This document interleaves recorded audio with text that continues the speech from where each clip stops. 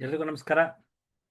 ಗುರುವಾರ ಸಂಜೆ doctor D V ಜಿಯವರ ಜೀವನಾದರ್ಶಗಳ ಬಗ್ಗೆ, ಡಿ ವಿ ಜಿಯವರ ಸಾಹಿತ್ಯಾವಲೋಕನ, ಒಂದಷ್ಟು ವಿಚಾರ ವಿನಿಮಯ ಮಾಡಿಕೊಳ್ಳುವಂತಹ ಈ ಭಾಗಕ್ಕೆ ತಮ್ಮೆಲ್ಲರನ್ನು ಆತ್ಮೀಯವಾಗಿ ಸ್ವಾಗತಿಸುತ್ತಾ, ನಾವೆಲ್ಲ ಯೋಗ ಧ್ಯಾನದ ನಂತರ ಒಂದಾಗ್ತಾ ಇದ್ದೇವೆ. ಇಂತಹ ಒಂದು ವ್ಯವಸ್ಥಿತವಾದ ವೇದಿಕೆಯನ್ನು ಈ ಸುಕೃತಕ್ಕಾಗಿಯೇ ನಮಗಾಗಿ ನಿರ್ಮಿಸಿ ನೀಡಿರುವಂತಹ 5.5 ವರ್ಷಗಳಿಂದ ನಡೆಸಿಕೊಂಡು ಬರ್ತಾ ಇರುವಂತಹ ಉಮಾಮಹೇಶ್ವರ ಗುರೂಜಿಯವರಿಗೆ ಯೋಗ ಕೇಂದ್ರಕ್ಕೆ ಮೊದಲಿಗೆ ತಮ್ಮೆಲ್ಲರ ಪರವಾಗಿ ವ್ಯಕ್ತಿಗತವಾಗಿ ನಾನು ಅನಂತಾನಂತ ಕೃತಜ್ಞತೆಗಳನ್ನು, ಧನ್ಯವಾದಗಳನ್ನು ಸಲ್ಲಿಸುತ್ತಾ, ಇನ್ನೇನು ಈ ತಿಂಗಳು ಆಷಾಢ ಮುಗಿತಾ ಬರ್ತಾ ಇದೆ. ಇನ್ನೇನು ಶ್ರಾವಣ ಬರುತ್ತೆ. ಶ್ರಾವಣ ಬಂದ ತಕ್ಷಣ ಹಬ್ಬಗಳು ಸಾಲು ಸಾಲಾಗಿ ಬರ್ತಾ ಇರ್ತವೆ. ಈ ಆಷಾಢದ ಮುಗಿಯುವ ಈ ಕೊನೆ ಕೃಷ್ಣ ಪಕ್ಷದಲ್ಲಿ ನಾವೆಲ್ಲರೂ ಭೇಟಿ ಆಗ್ತಾ ಇರುವಂಥದ್ದು. ಬರೋವರ ನಾವು ಭೇಟಿ ಆಗುವ ಹೊತ್ತಿಗೆ ಆಷಾಢ ಕಳೆದಿರ್ತದೆ, ಶ್ರಾವಣ ಪಾಡ್ಯ ಬಂದಿರುತ್ತೆ. ಆಷಾಢ ಅಂದರೆ ಗಾಳಿ, ಮಳೆ. ಈ ಸತಿ ಮಳೆನೂ ಸೇರ್ಕೊಂಡ್ಬಿಟ್ಟಿದೆ ಜೊತೆಗೆ. ಇಷ್ಟು ದಿವಸ ಎಲ್ಲೇ ಬೇರೆ ಕಡೆ ಆಗ್ತಾ ಇತ್ತು, ಎಲ್ಲ ಜಲಾಶಯಗಳೆಲ್ಲ ತುಂಬಿ ಪ್ರವಾಹ ಉಕ್ಕಿ ಹರಿತಾ ಇದ್ದದ್ದು ಎಲ್ಲ ನೋಡಿದ್ವಿ. ಆದರೆ ಪುಣ್ಯವಶಾತ್ ಈ ಸತಿಯನ್ನು ಗುಡ್ಡ ಕುಸಿತ ಅಂತೆಲ್ಲ ಆದದ್ದು ಎಲ್ಲೂ ಕಂಡು ಬಂದಿಲ್ಲ. ಪ್ರಾಣಹಾನಿ ಅಂತ ಆದದ್ದೇನು ಗೊತ್ತಾಗಿಲ್ಲ. ಎಲ್ಲ ಜಲಾಶಯಗಳು ತುಂಬಿವೆ. ಪ್ರಕೃತಿ, ವರುಣ, ವಾಯು ಇಬ್ಬರು ನಮ್ಮ ಮೇಲೆ ಕರುಣೆ ತೋರಿದ್ದಾರೆ ಅಂತ ಹೇಳ್ತಾ, ನಾವು ಯಾವಾಗಲೂ ಒಂದು ಗುರುಗಳು ನಮಗೆ ಆ ಮಂತ್ರವನ್ನು ಹೇಳ್ಕೊಡ್ತಾರೆ, ಆ ಶ್ಲೋಕವನ್ನು.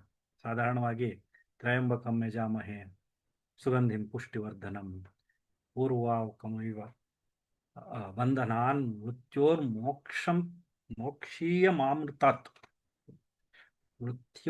ಮೋಕ್ಷೀಯಂ ಅಮೃತಾತ್ ಅನ್ನುವಂಥದ್ದು. ಅಲ್ಲಿ ಊರ್ವಾಕುಕಮಿವ ಅನ್ನುವಂಥದ್ದು ಒಂದು ಬಹಳ ಒಳ್ಳೆ ಪದ ಇದೆ. ಈ ಮುಕ್ತಿ, ಮೋಕ್ಷ ಅನ್ನುವಂಥದ್ದು ಬೇಕು, ಆದರೆ ಅಮೃತತ್ವ ಅನ್ನುವಂಥದ್ದು ಸಹ ಬೇಕು ಅನ್ನುವಂಥದ್ದು. ಮೋಕ್ಷ ಮುಕ್ತಿ ಕೊಡಿಸು ಹೇಗೆ ಅಂದರೆ, ಈ ಸೌತೆಕಾಯಿ ಬಳ್ಳಿಯೊಂದಿಗೆ ಬಹಳ ಸೂಕ್ಷ್ಮವಾಗಿ ಅಂಟ್ಕೊಂಡಿರ್ತದೆ. ನಾವು ಈ ಕುಂಬಳಕಾಯಿ, ಹೀರೆಕಾಯಿ ಇದನ್ನೆಲ್ಲ ನೋಡಿದ್ರೆ ಅದರ ತೊಟ್ಟು ಸಹ ಕಡಿದು ಕೊಡ್ತಾರೆ ನಮಗೆ. ಸೌತೆಕಾಯಲ್ಲಿ ಮಾತ್ರ ನೋಡಿ ತೊಟ್ಟು ಬರೋಲ್ಲ, ತೊಟ್ಟು ಬಳ್ಳಿ ಜೊತೆಗೆ ಇದ್ದು ಬಿಡುತ್ತೆ.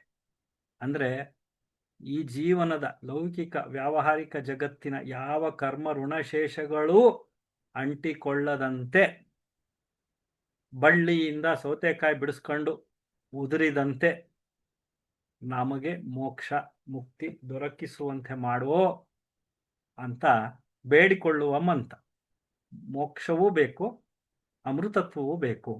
ಇಲ್ಲಿ ಮುಕ್ತಿ ಅನ್ನುವಂಥದ್ದು ಬೇಕು. ಈ ಜೀವನ ಚಕ್ರದಿಂದ ಮುಕ್ತಿಯನ್ನು ಕೊಡಿಸಪ್ಪ. ಈ ಕರ್ಮಗಳು, ಋಣಶೇಷಗಳು, ಫಲಗಳು ಯಾವುದು ಅಂಟ್ಕೊಳ್ಳದೆ ಇರೋ ರೀತಿ ನೋಡ್ಕೊಳಪ್ಪ ಅಂತ ಆ ಮಂತ್ರವನ್ನು ನಮಗೆ ಬೋಧಿಸ್ತಾರೆ ಗುರುಗಳು. ಅದೇ ರೀತಿಯ ಮಂತ್ರ ನಾವು ಮತ್ತೊಂದು ಹೇಳ್ಕೊಳ್ತೇವೆ, ಅನಾಯಾಸೇನ ಮರಣಂ ವಿನಾ ದೈನ್ಯನ ಜೀವನಂ ದೇಹಾಂತು ತವ ಸಾನ್ನಿಧ್ಯಂ ದೇಹಿಮೇ ಪರಮೇಶ್ವರಂ ಅಂತ. ದೇಹದ ಅಂತ್ಯದಲ್ಲಿ ನಿನ್ನ ಸಾನ್ನಿಧ್ಯವನ್ನ ಕರುಣಿಸಪ್ಪ ಪರಮೇಶ್ವರ. ಅನಾಯಾಸೇನ ಮರಣಂ, ಅನಾಯಾಸವಾದ ಮರಣ. ವಿನಾ ದೈನ್ಯನ ಜೀವನಂ, ದೈನ್ಯವಿಲ್ಲದ ಜೀವನ, ಅಂಥದ್ದನ್ನ ಕರುಣಿಸು. ಆ ಕೃಪೆ ನಮ್ಮ ಮೇಲೆ ಇರಲಿ, ನಿನ್ನ ಆಶೀರ್ವಾದ ಇರಲಿ ಅನ್ನುವಂಥದ್ದು ಸಾಧಾರಣವಾಗಿ ನಾವು ಬೆಳಗ್ಗೆ ಹೊತ್ತು ಹೇಳ್ಕೊಳ್ಳುವಂಥ ಈ ಮಂತ್ರಗಳು. ಅದೇ ರೀತಿಯ ಮತ್ತೊಂದು ಪದ್ಯ ಡಿ ವಿ ಜಿಯವರು ನಮಗೆ ಕಗ್ಗದಲ್ಲಿ ನೀಡಿದ್ದಾರೆ. ಬಹಳ ಒಳ್ಳೆ ಪದ್ಯ, ಬಹಳ ತಾತ್ವಿಕವಾಗಿ ಘನವಾದಂಥ ಪದ್ಯ. ಅದನ್ನು ನಾವು ಅಳವಡಿಸಿಕೊಂಡು ಬಿಟ್ಟರೆ ನಮ್ಮ ಜೀವನದಲ್ಲಿ ಒಂದು ಸಾರ್ಥಕ್ಯ, ಧನ್ಯತೆ ಅನ್ನುವಂಥದ್ದು ಒದಗಿ ಬರುತ್ತದೆ ಅನ್ನುವಂಥದ್ದು. ಯಾರ ಕೈತುತ್ತಿಗಂ ನಿನ್ನ ಕಾಯಿಸದೆ ವಿಧಿ ಅಂತ. ಅಲ್ಲಿ ಸೌತೆಕಾಯಿ ತೊಟ್ಟು ಬಿಡಿಸ್ಕೊಂಡು ಬಂತಲ್ಲ, ಯಾರ ಕೈತುತ್ತಿಗಂ ನಿನ್ನ ಕಾಯಿಸದೆ ವಿಧಿ. ಈ ವಿಧಿ ಅನ್ನುವಂಥದ್ದು ನನ್ನ ಕರ್ಮ. ಯಾರ ಮುಲಾಜಿಗೂ,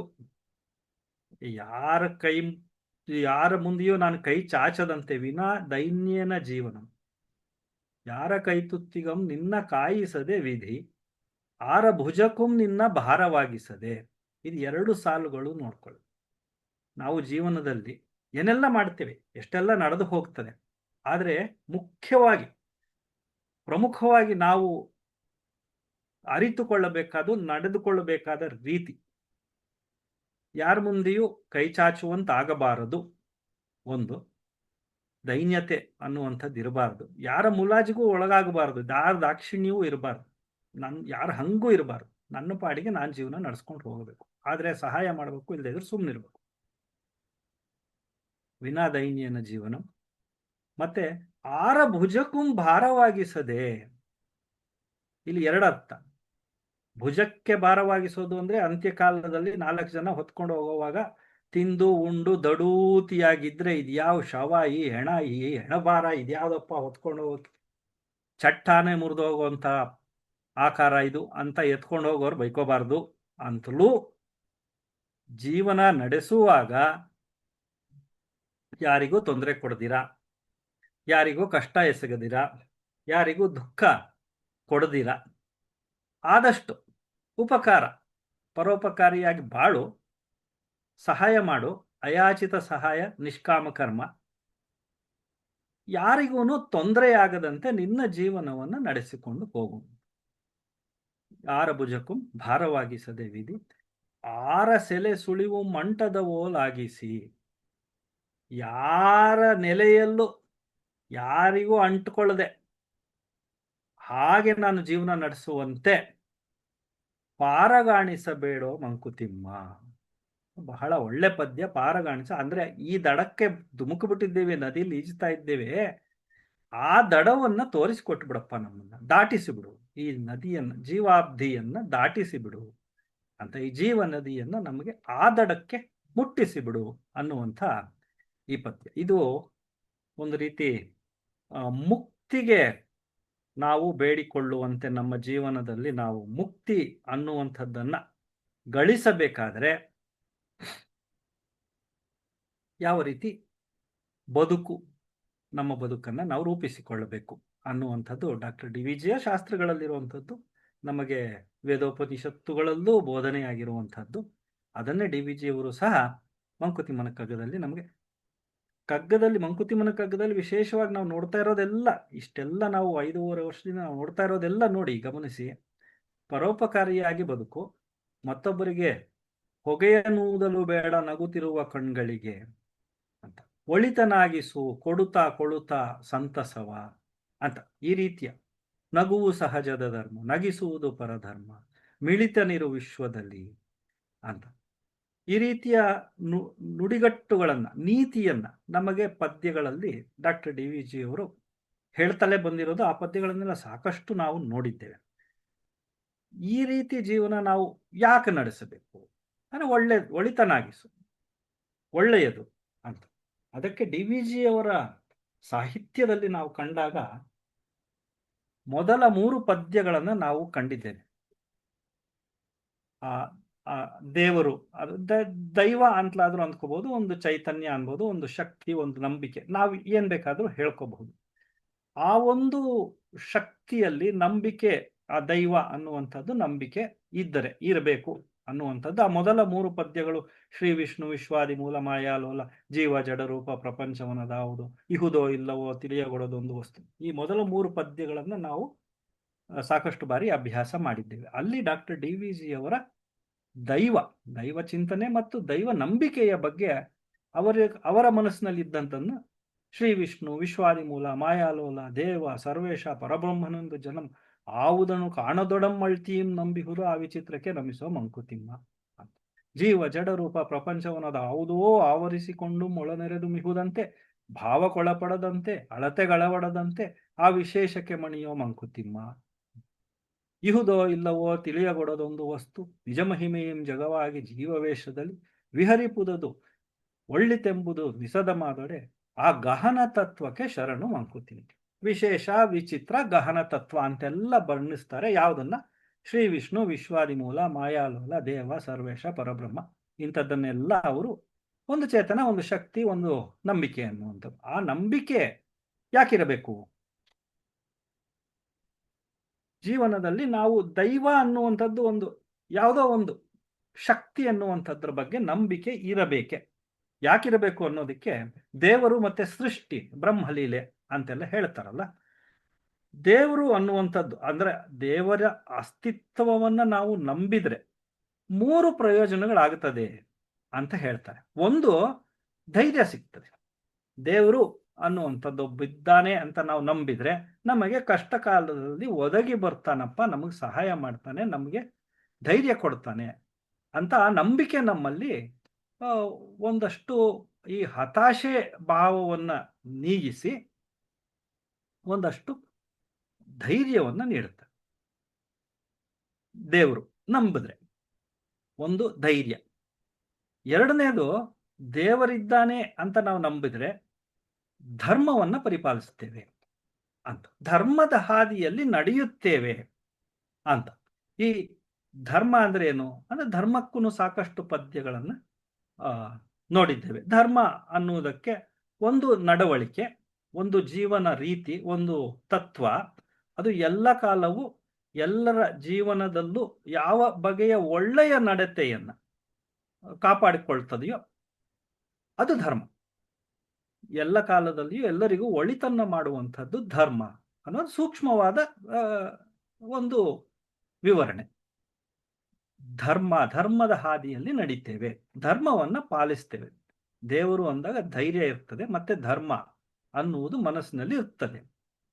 ಮೂರನೇದು, ಬಹಳ ಮುಖ್ಯವಾಗಿ ನಮ್ಮ ಲೌಕಿಕಕ್ಕೆ, ವ್ಯಾವಹಾರಿಕ ಜಗತ್ತಿಗೆ ಅನ್ವಯವಾಗುವಂಥದ್ದು ಪಾಪ ಪುಣ್ಯದ ಈ ತತ್ವ ಬರ್ತದೆ. ಪಾಪ ಪುಣ್ಯದ ಸಿದ್ಧಾಂತ. ಪಾಪ ಒಳ್ಳೆಯದು, ಪುಣ್ಯ ಕೆಟ್ಟದ್ದು. ಪಾಪ ಮಾಡಿದರೆ ಸ್ವರ್ಗ ಪ್ರಾಪ್ತಿ, ಪುಣ್ಯ ಮಾಡಿದರೆ ಸ್ವರ್ಗ ಪ್ರಾಪ್ತಿ, ಪಾಪ ಮಾಡಿದರೆ ನರಕ. ಈ ದೇವರು ಅನ್ನುವಂಥದ್ದು ಮೇಲೊಬ್ಬ ನೋಡ್ತಾ ಇರ್ತಾನೆ, ಅವನು ಕಾಯ್ತಾ ಇರ್ತಾನೆ. ಪುಣ್ಯದ ದಾರಿಯಲ್ಲಿ ನಾವು ಸಾಗಬೇಕು, ಪಾಪ ಮಾಡಿದರೆ ಅವನು ಅದಕ್ಕೆ ತಕ್ಕ ಶಿಕ್ಷೆ ಕೊಡ್ತಾನೆ, ನರಕ. ದೇವರು ಅನ್ನುವಂಥದ್ದನ್ನು ನಾವು ನಂಬಿದಾಗ ಈ ಮೂರು ಬೇಸಿಕ್ ಅಂಶಗಳು ನಮ್ಮ ಮನಸ್ಸಿನಲ್ಲಿ ನಿಶ್ಚಿತವಾಗಿ ಇರ್ತದೆ. ಹೀಗಾದಾಗ ನೀವು ದೇವರು ಅಂತ ಹೇಳಿ ಒಂದು ಮೂರ್ತಿ ಪೂಜನೆ ಆಗಬೇಕು ಅನ್ನುವಂಥದ್ದೇನಿಲ್ಲ. ಈಗ ಮೂರ್ತಿ ಪೂಜನೆನೇ ಇಲ್ಲದೀರ ಓಂ ಅಂತ ಹೇಳ್ಕೊತಾ ಧ್ಯಾನ ಮಾಡಿ ದೈವತ್ವವನ್ನು ಕಾಣುವಂತಹವರು ಇದ್ದಾರೆ. ಅದು ಧ್ಯಾನದ ಮಹಿಮೆ. ಅದು ಒಂದು ರೀತಿ ಬಹಳ ಉನ್ನತ ಮಟ್ಟದ ಧ್ಯಾನ. ನಮಗೆ ಆ ಮಟ್ಟ ತಲುಪೋದು ಸ್ವಲ್ಪ ಕಷ್ಟ ಆಗ್ಬೋದು ಅಂತ ಹೇಳಿ ನಾವು ದೇವರು, ದೇವಸ್ಥಾನ, ಗುಡಿ, ವಿಗ್ರಹ ಅಂತ ನಮಗೆ ಕಾಣುವಂಥ ದೇವರನ್ನ ಒಂದು ಸೃಷ್ಟಿ, ಒಂದು ಚಿತ್ರಣ ಮಾಡಿಕೊಂಡು ಒಂದು ಆಕಾರ ಕೊಟ್ಟು ಅದಕ್ಕೆ ಪೂಜೆ ಮಾಡಿ ನಮ್ಮ ಭಕ್ತಿಯನ್ನ, ದೇವರನ್ನ ನಮ್ಮ ಮನಸ್ಸಿನಲ್ಲಿ ಸ್ಥಾಯಿ ಮಾಡಿಕೊಳ್ಳೋದಕ್ಕೆ ಅದೊಂದು ಸಾಧನೆ ಆಗಿದೆ. ಇದೆಲ್ಲದರ ನಂತರ ಇದೆಲ್ಲ ಮಾಡುವುದರಿಂದ ಒಂದು ಒಳ್ಳೆ ಜೀವನ, ದೈವತ್ವದಲ್ಲಿ ನಂಬಿಕೆ, ಪಾಪ ಪುಣ್ಯ, ಪರರಿಗೆ ಸಹಾಯ, ಈ ರೀತಿಯೆಲ್ಲ ಮಾಡೋದರಿಂದ ಮುಕ್ತಿ ಅನ್ನುವಂಥದ್ದು. ಇಷ್ಟೆಲ್ಲ ನಾವು ಮಾಡೋದೆಲ್ಲನೂ ಸಹ ಮುಕ್ತಿಗಾಗಿ, ಮೋಕ್ಷಕ್ಕಾಗಿ. ಅದೇ ದೇಹಾಂತ್ಯದಲ್ಲಿ ನಿನ್ನ ಸಾನ್ನಿಧ್ಯವನ್ನ ಕರುಣಿಸುವ ಪರಮೇಶ್ವರ ಅಂತ ನಾವು ಕೇಳ್ಕೊಳ್ಳೋದಕ್ಕೆ ಈ ಮಾರ್ಗ, ಈ ದಾರಿ, ಈ ಹಾದಿಯನ್ನ ನಮಗೆ ಡಾಕ್ಟರ್ DVG ಅವರು ಮಂಕುತಿಮ್ಮನ ಕಗ್ಗ, ಮರಳಮುನಿಯನ ಕಗ್ಗ, ಜೀವನ ಧರ್ಮಯೋಗ, ಭಗವದ್ಗೀತಾ ತಾತ್ಪರ್ಯ, ಇವುಗಳಲ್ಲೆಲ್ಲ ನಮಗೆ ಬೋಧಿಸಿರುವಂಥದ್ದು, ಆ ನೀತಿಯನ್ನ, ಆ ದಾರಿಯನ್ನ ನಮಗೆ ತೋರಿಸಿ ಕೊಟ್ಟಿರುವಂಥದ್ದು. ಹಲವು ಪದ್ಯಗಳು ಈ ಮುಕ್ತಿಯ ಬಗ್ಗೆ ಡಾಕ್ಟರ್ DVG ಅವರು ಹೇಳಿರುವಂಥದ್ದು. ಒಂದೆರಡು ಪದ್ಯಗಳನ್ನ ಇವತ್ತು ನೋಡೋಣಂತೆ. ಇದು ಈ ಜಗವನ್ನ, ಈ ಜಗತ್ತನ್ನ, ಈ ಪ್ರಪಂಚವನ್ನ, ಈ ವಿಶ್ವವನ್ನ ಅವರು ಒಂದು ಬಂಧಿಗೃಹ ಅಂತಾರೆ. ಒಂದು ಬಂಧನ, ನಮ್ಮನ್ನೆಲ್ಲ ಬಂಧನದಲ್ಲಿ ಇರಿಸುವಂತ ಇದು ಈ ಪ್ರಪಂಚ. ಜಗದ ಬಂದಿ ಗೃಹದಿ ಬಿಗಿಯುತ್ತಿರೆ ವಿಧಿ ನಿನ್ನ ನಿಗಮ ಸತ್ಕಲೆ ಕಾವ್ಯಗಳ ಗವಾಕ್ಷಗಳಿಂ ಗಗನದೋಳ್ ಅಂತರ್ದರ್ಶನದೆ ಮುಕ್ತಿಯನೊಂದು ನಗುನಗಿಸಿ ಲೋಕವನ್ನು ಮಂಕುತಿಮ್ಮ. ಈ ಬಂದಿಗೃಹದಲ್ಲಿ, ಈ ಪ್ರಪಂಚ ಅನ್ನುವಂತಹ ನಮ್ಮ ಜೀವನವನ್ನ ಬಂಧಿಸಿರುವಂತಹ ಈ ಬಂದಿಖಾನೆಯಲ್ಲಿ, ಕಾರಾಗೃಹದಲ್ಲಿ ಗವಾಕ್ಷಿಗಳಿವೆಯಂತೆ, ಬೆಳಕು ಬರುವಂತಹ ಗವಾಕ್ಷಿಗಳು. ಅದು ಯಾವುವು ಅಂದ್ರೆ ಸತ್ಕಲೆ, ಕಾವ್ಯಗಳು, ಒಳ್ಳೆ ಮಾತು, ಒಳ್ಳೆ ಪುರಾಣ, ಈ ಸಾಹಿತ್ಯ, ಕಲೆ, ಸಂಸ್ಕೃತಿ, ಇವುಗಳನ್ನೆಲ್ಲ ನಾವು ಜೀವನದಲ್ಲಿ ಅಳವಡಿಸಿಕೊಂಡಾಗ, ಅಭ್ಯಾಸ ಮಾಡಿದಾಗ ಆ ಗವಾಕ್ಷಿಗಳಿಂದ ಬೆಳಕು ಬರ್ತದೆ. ಒಳ್ಳೆ ಕಾವ್ಯಗಳನ್ನು ಓದುವುದರಿಂದ, ರಾಮಾಯಣ, ಮಹಾಭಾರತ, ಈ ರೀತಿಯ ಕಾವ್ಯಗಳನ್ನು ಓದುವುದರಿಂದ ಆ ಗವಾಕ್ಷಿಗಳಿಂದ ಬೆಳಕು ಬಂದು ಆ ಗಗನದಿಂದ ಬರುವಂತಹ ಒಂದು ಬೆಳಕು ನಮಗೆ ಅಂತರ್ದರ್ಶನವನ್ನು ಉಂಟು ಮಾಡುತ್ತದೆ ಅಂತ. ಆಗ ಅದು ಮುಕ್ತಿಯ ಹಾದಿಯನ್ನ ನಮಗೆ ತೋರಿಸಿಕೊಡುತ್ತದೆ ಆ ಬೆಳಕು ಅನ್ನುವಂಥದ್ದು 460ನೇ ಪದ್ಯ. ಮತ್ತೊಂದು ಪದ್ಯದಲ್ಲಿ ಹೇಳ್ತಾರೆ, ಭುಕ್ತಿಪಥ ಮುಕ್ತಿಪಥ ಬೇರೆ ಬೇರೆಯವಲ್ಲ. ಅಂದ್ರೆ ಈ ಈ ಪ್ರಪಂಚದಲ್ಲಿ ನಾವು ಜೀವನ ಅನ್ನುವಂಥದ್ದು ಮಾಡಲೇಬೇಕು. ಅದು ಹೊಟ್ಟೆಪಾಡಿನ ದಾರಿ, ವ್ಯಾವಹಾರಿಕ, ಅದು ಆಗಲೇಬೇಕು. ಮತ್ತೆ ಮುಕ್ತಿಪಥನೂ ಒಂದಿದೆ. ಇಷ್ಟೆಲ್ಲ ನಾವು ಮಾಡ್ತಾ ಇರೋದು ಮುಕ್ತಿಯ ಹಾದಿಯಲ್ಲಿ ಸಾಗುವುದಕ್ಕೆ. ಭುಕ್ತಿಪಥ ಮತ್ತು ಮುಕ್ತಿಪಥ, ಈ ಜೀವನದಲ್ಲಿ ಮುಕ್ತಿ ಮತ್ತೆ ಭಕ್ತಿ ಎರಡೂ ಒಂದೇ ಹಾದಿಯಲ್ಲಿ ನಾವು ನಡೆಸ್ಕೊಂಡು ಹೋಗ್ತಾ ಇರುವಂಥದ್ದು. ಯುಕ್ತದಿಂದ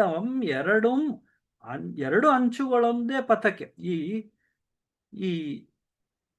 ಈ ಹಾದಿ ಇದೆಯಲ್ಲ, ಇದಕ್ಕೆ ಒಂದಂಚು ಮುಕ್ತಿಪಥ, ಇನ್ನೊಂದಂಚು ಯುಕ್ತಿಪಥ ಅನ್ನುವಂಥದ್ದು. ಮುಕ್ತಿಪಥ ಮತ್ತು ಭುಕ್ತಿಪಥ, ಈ ಎರಡು ಅಂಚುಗಳು ಈ ಹಾದಿಗೆ ಅನ್ನುವಂಥದ್ದು. ಅಂದ್ರೆ ಇದು ಎರಡು, they are both complementary to each other ಅಂತ, ಎರಡು ಬೇರೆ ಬೇರೆ ಅಲ್ಲ ಅನ್ನುವಂಥದ್ದು. ಈ ಅಂಚುಗಳು, ಈ ಎರಡು ಅಂಚುಗಳು ಒಂದೇ. ಸತ್ವಶೋಧನೆ ಲೋಕ ಸಂಸ್ಕಾರದಿಂದ ನಿನಗೆ ಶಕ್ತಿಯದ ಆತ್ಮಕದು ಮಂಕುತಿಮ್ಮಿ. ಅದೇ ಶಕ್ತಿ ಯಾವುದು? ಈ ಸತ್ವಶೋಧನೆ. ಈ ಹಾದಿಯಲ್ಲಿ ನಾವು ನಡೆದುಕೊಂಡು ಹೋಗ್ತಾ ಇರುವಾಗ ಈ ಭುಕ್ತಿ ಮತ್ತು ಮುಕ್ತಿ ಎರಡು ಅಂಚಿನ ಮಧ್ಯೆ ಸಮೀಕರಿಸಿಕೊಂಡು ನಾವು ಜೀವನ ನಡೆಸ್ತಾ ಇರುವಂಥದ್ದು ಸತ್ವಶೋಧನೆ ಅನ್ನುವಂಥದ್ದಾಗಬೇಕು. ಪಾರಮಾರ್ಥಿಕದತ್ತ ನಾವು ಆಲೋಚನೆ, ಆ ಆಗ್ರಹ ಇರಬೇಕು ಅನ್ನುವಂಥದ್ದು. ಆ ಸತ್ವಶೋಧನೆ ಮತ್ತು ಲೋಕ ಸಂಸ್ಕಾರದಿಂದ ಒಂದಷ್ಟು ಸಂಸ್ಕಾರ ಅನ್ನುವಂಥದ್ದು. ಸಂಸ್ಕಾರ, ಸಂಸ್ಕೃತಿ. ಸಂಸ್ಕಾರ ಅಂದ್ರೆ ಒಳ್ಳೆಯತನವನ್ನ ಗಳಿಸಿಕೊಳ್ಳುವಂಥದ್ದು. ಅಂದ್ರೆ ಈ ಪ್ರಾಸೆಸಿಂಗ್ ಅಂತ ಮಾಡ್ತೀವಲ್ಲ, ವ್ಯಾಲ್ಯೂ ಅಡಿಷನ್ ಅಂತೀವಲ್ಲ. ಆಲೂಗಡ್ಡೆ ಹಾಗೆ ತಂದುಬಿಟ್ಟು ತಿನ್ನಲ್ವಲ್ಲ, ಅದಕ್ಕೇನೋ ಒಂದಷ್ಟು ಮಾಡ್ತಾರೆ. ಸಿಪ್ಪೆ ಸುಲಿತಾರೆ, ಅದನ್ನ ಬೇಯಿಸ್ತಾರೆ, ತುಂಡರಿಸ್ತಾರೆ, ಉಪ್ಪು ಖಾರ ಹಾಕ್ತಾರೆ, ಎಂಥದೋ ಮಾಡ್ತಾರೆ. ಅದು ಪ್ರಾಸೆಸಿಂಗ್, ಅದು ಸಂಸ್ಕಾರ. ಸಂಸ್ಕರಿಸುವುದು, ಒಳ್ಳೆಯದನ್ನು ಮಾಡೋದು, ಸ್ವೀಕರಿಸಿಕೆ ಮಾಡುವಂಥದ್ದು. ಆ ಸಂಸ್ಕಾರ, ಈ ಲೋಕದಲ್ಲಿ ಆ ಸಂಸ್ಕಾರವನ್ನ ಗಳಿಸಿಕೊಂಡು ನಾವು ಜೀವನದಲ್ಲಿ ಮುನ್ನಡೆದರೆ ಅದು ಶಕ್ತಿ, ಅದು ಆತ್ಮಕ್ಕೆ ಅಂತ. ಈ ಪಾರಮಾರ್ಥದ ಮುಕ್ತಿಪದದ ಹಾದಿಯಲ್ಲಿ ನಾವು ಯುಕ್ತಿಯಿಂದ ನಡೆದುಕೊಂಡು ಹೋಗ್ತಾ ಇದ್ದಾಗ, ಎರಡು ಒಂದೇ ದಾರಿಯಲ್ಲಿ ನಮ್ಮನ್ನ ಸೆಳೆದುಕೊಂಡು ಹೋಗ್ತಾ ಇದ್ದಾಗ ನಮಗೆ ಆಧ್ಯಾತ್ಮ ಮತ್ತು ಆತ್ಮಕ್ಕೆ ಶಕ್ತಿ, ಆಧ್ಯಾತ್ಮ ಅನ್ನುವಂಥದ್ದು ಆತ್ಮಕ್ಕೆ ಶಕ್ತಿಯನ್ನು ನೀಡುತ್ತದೆ. ಈ ಪಥದಲ್ಲಿ ನಾವು ಮುಂದೆ ಸಾಗಲಿಕ್ಕೆ, ಮುಕ್ತಿಯ ದಾರಿಯಲ್ಲಿ ಹೋಗ್ಲಿಕ್ಕೆ ಅನ್ನುವಂಥದ್ದು. ಇದು 616ನೇ ಪದ್ಯ. ಇನ್ನೊಂದು 647ನೇ ಪದ್ಯ ಒಂದಿದೆ. ಮುಕ್ತಿ ಎಂಬುದು ಮನದ ಸಂಸ್ಥಿತಿಯೇ ಬೇರಲ್ಲ. ಈ ಮುಕ್ತಿ ಅನ್ನುವಂಥದ್ದು ನಮ್ಮ ಮನಸ್ಸಿನಲ್ಲೇ ಇರುವಂಥದ್ದು, ಎಲ್ಲೋ ಇಲ್ಲ, ಎಲ್ಲೋ ಹುಡುಕ್ಕೊಂಡು ಹೋಗ್ಬೇಕಾಗಿಲ್ಲ. ಅದೇ ಹಾದಿ, ಆ ಹಾದಿ ನಮ್ಮ ಮನಸ್ಸಿನಲ್ಲಿದೆ. ನಿಖರವಾಗಿ ನಮಗೆ ಅದು ಗೋಚರವಾಗಬೇಕಾದ್ರೆ ಅದಕ್ಕೆ ಸಂಸ್ಕಾರ ಅನ್ನುವಂಥದ್ದು ಬೇಕು. ಈ ರಕ್ತ ವಿಪರೀತವಾದ ಅದಕ್ಕಾಗದಿರೆ ಮುಕ್ತಿ. ಈ ಸೆಳೆತ, ಮೋಹ, ಪ್ರಲೋಭನೆ, ವ್ಯಾಮೋಹ, ಈ ರಕ್ತಿ ಎನ್ನುವಂಥದ್ದು, ಈ ವಿರಕ್ತಿಗೆ ರಕ್ತಿ ವಿರುದ್ಧ ಪದ. ವಿರಕ್ತಿ ಅನ್ನುವಂಥದ್ದು ಎಲ್ಲವನ್ನು ತ್ಯಜಿಸಿರುವಂಥದ್ದು. ರಕ್ತಿ ಅನ್ನುವಂಥದ್ದು ಈ ವ್ಯಾಮೋಹ, ಈ ಪ್ರಲೋಭನೆಗಳೆಲ್ಲ ಸೇರ್ಕೊಂಡಿರುವಂಥದ್ದು, ಆ ಭಾವನೆಗಳು. ಅದರಿಂದ ನಾವು ವಿಮುಖರಾದಾಗ, ಅಂದರೆ ವಿರಕ್ತಿಯನ್ನು ಸ್ವೀಕರಿಸಿದಾಗ ಅದು ಮುಕ್ತಿಯತ್ತ ನಮ್ಮನ್ನ ಕರೆದುಕೊಂಡು ಹೋಗ್ತದೆ ಅಂತ. ಈ ರಕ್ತಿ ಅನ್ನುವಂಥದ್ದು ವಿಪರೀತವಾಗದೆ, ಅಯ್ಯೇ ಇರಬೇಕು ಸ್ವಾಮಿ, ಸ್ವಲ್ಪ ಇರಬೇಕು, ಅತಿ ಆಗಬಾರದು, ವಿಪರೀತ ಆಗಬಾರದು. ಎಷ್ಟು ಇರಬೇಕೋ ಅದೊಂದು ನಿಯಂತ್ರಣದಲ್ಲಿ ನಾವು ನಡೆಸ್ಕೊಂಡು ಹೋದರೆ, ಅಂದ್ರೆ ಅದು ನಮ್ಮನ್ನ ನಿಯಂತ್ರಿಸಬಾರದು, ನಾವದನ್ನ ನಿಯಂತ್ರಿಸಬೇಕು. ಹಾಗಾದಾಗ ಮುಕ್ತಿ ಪಥದತ್ತ ನಾವು ಸಾಗುತ್ತೇವೆ ಅನ್ನುವಂಥದ್ದು. ಯುಕ್ತಿಂ ಕರುಣಚೇಷ್ಟಿತವ ತಿದ್ದುತೆ ಕ್ಷಮಿಪ ಶಕ್ತಿವಂತನೇ ಮುಖ್ಯ. ಈ ಕರ್ಣಗಳ ಚೇಷ್ಟೆಗಳನ್ನ ತಿದ್ದುಕೊಳ್ಳುತ್ತಾನಲ್ಲ, ಇಂದ್ರಿಯಗಳ ಚೇಷ್ಟೆಗಳನ್ನ ತಿದ್ದುಕೊಳ್ಳುತ್ತಾ, ನಿಯಂತ್ರಿಸಿಕೊಳ್ಳುತ್ತಾ, ಯಾರು ಅವನು ಜೀವನವನ್ನ ಯುಕ್ತಿಯಿಂದ ನಡೆಸುತ್ತಾನೋ, ತಿದ್ದುಕೊಳ್ತಾನೋ, ಅವನೇ ಮುಕ್ತ ಅಂತ ಹೇಳ್ತಾರೆ. ಈ ಮುಕ್ತನು ಯಾರಪ್ಪ ಅಂತ ಕೇಳಿದಾಗ, ಈ ರೀತಿ ನನ್ನ ಇಂದ್ರಿಯಗಳ ನಿಗ್ರಹವನ್ನ ಮಾಡಲಿಕ್ಕೆ ಆದವನು, ಆ ಇಂದ್ರಿಯಗಳ ನಿಗ್ರಹದಿಂದ, ನಿಯಂತ್ರಣದಿಂದ ನಾನು ಮುಕ್ತಿಯತ್ತ ಸಾಗಬಹುದು ಅಂತ 647ನೇ ಪದ್ಯದಲ್ಲಿ ಮತ್ತೆ ಮತ್ತೊಂದು ದಾರಿ ಹೇಳ್ತಾರೆ ಮುಕ್ತಿಗೆ. 753ನೇ ಪದ್ಯದಲ್ಲಿ ಹೇಳ್ತಾರೆ, ಬ್ರಹ್ಮಾನುಸಂಧಾನ ಲೋಕಸಂಧಾನದಲ್ಲಿ ಬ್ರಹ್ಮದರ್ಶನವೆಲ್ಲ ಜೀವರೂಪದಲ್ಲಿ ಬ್ರಹ್ಮಾನುಭವ ದೇಹಕರಣ ಅನುಭವಗಳಲ್ಲಿ ಮರ್ಮವಿದು ಮುಕ್ತಿಗೆಲೋ ಮಂಕುತಿಮ್ಮ. ಈ ವಿರಕ್ತಿ ಅಂದಾಗ ಎಲ್ಲವನ್ನು ಬಿಟ್ಟು ಜೀವನದಿಂದ ವಿಮುಖನಾಗುವಂಥದ್ದಲ್ಲ ಅಂತ. ಅದನ್ನೇ ಅವ್ರು ಹೇಳೋದು ಲೋಕ ಸಂಸ್ಕಾರ, ಲೋಕದಲ್ಲಿ ಜೀವನವನ್ನು ನಡೆಸುತ್ತಾ ಸಂಸ್ಕಾರ ಗಳಿಸಬೇಕು ನಾವು ಅನ್ನುವಂಥದ್ದು. ಅದಕ್ಕೆ ನಮ್ಮಲ್ಲಿ ಹೇಳಿರುವಂಥದ್ದು ಮೊದಲಿಗೆ ಆ ಯೌವನ ಅಥವಾ ಬಾಲ್ಯ, ನಂತರ ಗೃಹಸ್ಥ ಜೀವನ, ಆಮೇಲೆ ವರ್ಣಾಶ್ರಮಗಳಲ್ಲಿ ನಮಗೆ ವಾನಪ್ರಸ್ಥ, ಸನ್ಯಾಸಾಶ್ರಮ, ಈ ರೀತಿ ಹಂತ ಹಂತವಾಗಿ ವಿರಕ್ತಿಯತ್ತ ಸಾಗುವಂಥದ್ದು. ಚಿಕ್ಕಂದಿನಲ್ಲೇ ಎಲ್ಲವನ್ನು ತ್ಯಜಿಸಿ ಬಿಡು ಅನ್ನುವಂಥದ್ದು ಎಲ್ಲರಿಗೂ ಆಗುವಂಥದ್ದಲ್ಲ. ಶಂಕರಾಚಾರ್ಯರಂಥವ್ರಿಗೆ ಆಗ್ತದೆ, ವಿವೇಕಾನಂದರಂಥವ್ರಿಗೆ ಆಗುತ್ತದೆ, ಎಲ್ಲರಿಗೂ ಆಗುವಂಥದ್ದಲ್ಲ. ಅವರು ಮಹಾಮಹಿಮರು, ನಮಗೆ ಮಾರ್ಗದರ್ಶಕರು, ನಮಗೆ ಆದರ್ಶ ಪುರುಷರಾಗಬಹುದು. ಆ ದಾರಿಯಲ್ಲಿ ನಾವು ಹೋಗಬೇಕಾದರೆ ಲೋಕ ಸಂಸ್ಕಾರ ಆಗಬೇಕು, ಲೋಕದಲ್ಲಿ ನಾವು ಬೇಯಬೇಕು, ಈ ಜೀವನದನ್ನು ನಡೆಸುತ್ತಾ ನಾವು ಕಷ್ಟಪಟ್ಟು ಬೇಯಬೇಕು. ಅದು ಸಂಸ್ಕಾರ ಅನ್ನುವಂಥದ್ದು. ಬ್ರಹ್ಮಾನುಸಂಧಾನ ಲೋಕಸಂಧಾನದಲ್ಲಿ ನಿನ್ನ ಬ್ರಹ್ಮದರ್ಶನ ಆಗಬೇಕು, ಬ್ರಹ್ಮನೊಡನೆ ನಿನಗೆ ಭೇಟಿಯಾಗಬೇಕು, ಅನುಸಂಧಾನವಾಗಬೇಕು ಅಂದ್ರೆ ಲೋಕದಲ್ಲಿ ಸಂಧಾನ ಮಾಡಬೇಕು, ಲೋಕದಲ್ಲಿ ಈ ಜೀವನವನ್ನು ನಡೆಸು, ಅದರ ಅನುಸಂಧಾನ ಆಗಬೇಕು. ಲೋಕದ ಅನುಸಂಧಾನ ಆದಾಗಲೇ ಬ್ರಹ್ಮನ ಅನುಸಂಧಾನವಾಗುತ್ತದೆ. ಎರಡು ಬೇರೆ ಬೇರೆ ಅಲ್ಲ, ಮುಕ್ತಿಪಥ ಮುಕ್ತಿಪಥ ಎರಡೂ ಒಂದೇ ಅಂತ ಮತ್ತೆ ಅದನ್ನೇ ಹೇಳ್ತಾರೆ. ಬ್ರಹ್ಮದರ್ಶನವೆಲ್ಲ ಜೀವರೂಪದಲ್ಲಿ, ಈ ಬ್ರಹ್ಮ ಲೀಲೆ ಅನ್ನುವಂಥದ್ದು, ಈ ಸೃಷ್ಟಿ ಎಲ್ಲವನ್ನು ನಾವು ಬೇರೆ ಜೀವರೂಪಗಳಲ್ಲಿ, ಆ ಪರಮಾತ್ಮನ ಅಂಶ ಎಲ್ಲರಲ್ಲೂ ಇದೆ ಅನ್ನುವಂಥದ್ದು. ಈ ಜೀವರಾಶಿಯಲ್ಲೆಲ್ಲ ಬ್ರಹ್ಮನನ್ನ, ಈ ಸೃಷ್ಟಿಯ ಲೀಲೆಯನ್ನ ನಾವು ಕಂಡಾಗ ಅದು ಬ್ರಹ್ಮಾನುಸಂಧಾನ. ಆ ಬ್ರಹ್ಮಾನುಭವ ದೇಹದ ಕರಣಾನುಭವಗಳಲ್ಲಿ ಮೊದಲೇನು ಹೇಳಿದ್ರು, ಯುಕ್ತಿಂ ಕರಣಚೇಷ್ಟಿತವ ತಿದ್ದುತೆ. ಆ ಶ್ರಮ ವಹಿಸಬೇಕು, ಯುಕ್ತಿಯಿಂದ ಕರ್ಣಗಳ ವ್ಯಾಮೋಹಗಳಿಂದ ನಾವು ನಿಯಂತ್ರಿಸುವಂತಾಗಬೇಕು. ಆ ಬ್ರಹ್ಮಾನುಭವ ಅನ್ನುವಂಥದ್ದು ದೇಹದ ಕರಣಗಳ ಅನುಭವಗಳಲ್ಲಿಯೇ ಅಡಗಿದೆ. ಈ ಬ್ರಹ್ಮಲೀಲೆಯಲ್ಲಿ ನಾವು ಭಾಗವಹಿಸಿ ಪಾಲ್ಗೊಂಡು ಜೀವನವನ್ನು ನಡೆಸಿಕೊಂಡು ಹೋದಾಗಲೇ, ಅಲ್ಲಿನ ಸ್ವಾರಸ್ಯವನ್ನೆಲ್ಲ ಅರಿತುಕೊಂಡಾಗಲೇ, ಆ ಕಷ್ಟಗಳಲ್ಲಿ ಈಜಿದಾಗಲೇ, ಆ ಸುಖವನ್ನ ಅನುಭವಿಸಿದಾಗಲೇ ಅದು ಬ್ರಹ್ಮಾನುಭವ ಅನ್ನುವಂಥದ್ದು. ಅದೇ ಮರ್ಮವಿದು ಮುಕ್ತಿಗೆಲೋ ಮಂಕುತಿಮ್ಮ. ಮುಕ್ತಿ ಅನ್ನುವಂಥದ್ದನ್ನ ಎಲ್ಲೆಲ್ಲೋ ಹುಡುಕೊಂಡು ಹೋಗಬೇಡಪ್ಪ. ಮುಕ್ತಿ ಎಂಬುದು ಮನದ ಸಂಸ್ಥಿತಿಯೇ ಬೇರಲ್ಲ. ಅದು ಮರ್ಮ ಏನಪ್ಪ ಅಂತ ಹೇಳಿದ್ರೆ ಬ್ರಹ್ಮಾನುಭವ ದೇಹಕರಣಾನುಭವಗಳಲ್ಲಿ, ಲೋಕ ಅನುಸಂಧಾನದಲ್ಲಿ ಬ್ರಹ್ಮದರ್ಶನ ಅನ್ನುವಂಥದ್ದನ್ನು ನಾವು ನೋಡಬೇಕಾದ್ದು ಈ ಬೇರೆ ಜೀವರಾಶಿಗಳಲ್ಲಿ, ಜೀವರೂಪಗಳಲ್ಲಿ, ಅಂತಹ ಹಾದಿಯಲ್ಲಿ ಆ ಜೀವನ ನಾವು ನಡೆಸಿದಾಗ ಈ ಮುಕ್ತಿ ಅನ್ನುವ ಪಥಕದಲ್ಲಿ ನಾವು ಸಾಗಿದಂತಾಗುತ್ತದೆ ಅನ್ನುವಂಥ ಮೂರನೇ ಪದ್ಯದೊಂದಿಗೆ ನಾವು ವಿರಮಿಸೋಣ. ಇಷ್ಟೊತ್ತು ಮುಕ್ತಿಯ ಬಗ್ಗೆ ಒಂದಷ್ಟು ವಿಷಯಗಳನ್ನು ಕಗ್ಗದಲ್ಲಿ ಏನು ಹೇಳಿದ್ದಾರೆ ಗುಂಡಪ್ಪನವರು, ನಮ್ಗೆ ಯಾವ ಮಾರ್ಗದರ್ಶನ ನೀಡಿದ್ದಾರೆ ಅನ್ನುವುದರ ಹತ್ರ ಗಮನ ಹರಿಸುವ ಪ್ರಯತ್ನ ಮಾಡಿದ್ದೇವೆ. ಈ ಮಾತುಗಳು ತಮಗೆ ಇಷ್ಟವಾಗಿದ್ದಲ್ಲಿ ತಮ್ಮ ಆ ಅಮೂಲ್ಯವಾದ ಸಮಯಕ್ಕೆ ತಲೆಬಾಗಿ ವಂದಿಸುತ್ತಾ ಇಂತಹ ಒಂದು ಅವಕಾಶವನ್ನು ನೀಡಿದ್ದಕ್ಕಾಗಿ ಉಮಾಮಹೇಶ್ವರ ಗುರೂಜಿಯವರಿಗೆ ವಂದಿಸುತ್ತಾ ನಾನು ವಿರಮಿಸುತ್ತೇನೆ. ಸಮಯವಿದ್ದರೆ ಸಂವಾದವನ್ನು ಮುಂದುವರಿಸೋಣ. ಎಲ್ರಿಗೂ ನಮಸ್ಕಾರ, ಧನ್ಯವಾದಗಳು.